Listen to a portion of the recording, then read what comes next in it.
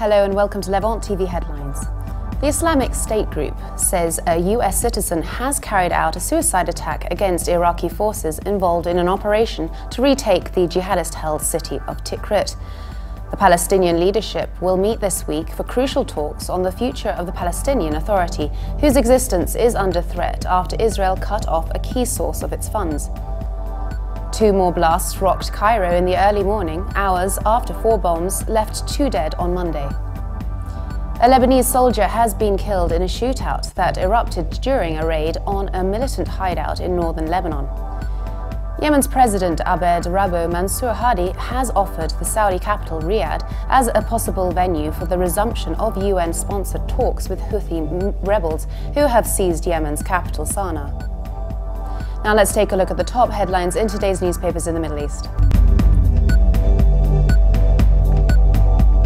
Starting with the Egypt Independent, which leads reporting that Egypt's administrative court issued a ruling halting the parliamentary elections, which were due to begin later this month. The paper also reports that Egyptian singer Mohamed Mounir has expressed happiness about reactions made to the Masr Orabia song, which recently appeared on TV and had high viewership rates on YouTube. From Lebanon, the Daily Star leads reporting that more than a dozen Assyrian Christians fleeing an onslaught by ISIS in northeastern Syria have entered Lebanon since Monday night. The paper also reports that Bolivian authorities say they've seized 27 metric tons of shredded cocoa leaves that were to have been shipped to Lebanon for processing into cocaine. From the UAE, the Khalij Times leads reporting that some 30,000 Iraqi troops and militia backed by aircraft pounded militant oppositions in and around Tikrit on Monday in the biggest offensive yet to retake one of the group's main strongholds. The paper also reports that John Kerry warned Benjamin Netanyahu not to endanger US nuclear talks with Iran by revealing details of the discussions, as the Israeli premier lobbied in Washington to thwart the deal. Now let's take a look at the top Middle East headlines from the UK papers.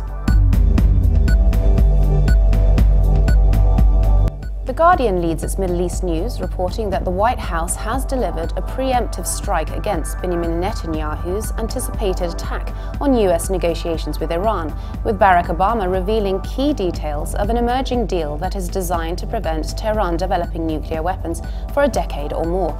In a whirlwind round of public interventions by Barack Obama and top aides on Monday, the administration showed its determination not to let Netanyahu derail the talks by lobbying Congress to step in. The Telegraph leads its Middle East news, reporting that a delegation of ministers from the new revolutionary regime in Yemen has arrived in Tehran for talks as Iran strengthens its diplomatic grip on another troubled Arab country. The delegation was sent by the new administration in the northern half of Yemen, led by the former Houthi rebels, a Shia militia close to Iran's Lebanese proxy group Hezbollah. The Independent leads its Middle East news, reporting that Colonel Gaddafi's cousin has warned of a 9/11 in Europe within 2 years, as fighters from the Islamic State join the tens of thousands of migrants crossing the Mediterranean to European shores.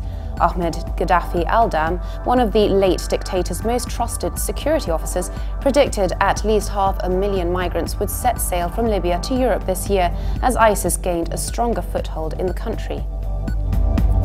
Now let's take a look at the top Middle East headlines in the international papers.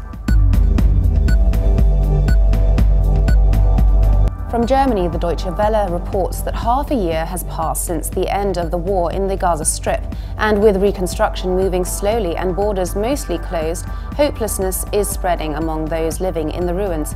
Those who wish to travel must overcome numerous bureaucratic hurdles before even thinking of buying a bus ticket. And finally, the International New York Times reports that 49 House and Senate Democrats have announced they would not attend the Israeli Prime Minister's speech to a joint meeting of Congress scheduled for Tuesday, according to a running tally in The Hill. That total represents an unprecedented rebellion that is all the more striking because allegiance to Israel has long had nearly unanimous support in Congress. And for more updates, please visit Levant.tv. Thanks for watching. Be sure to join us again tomorrow. Bye for now.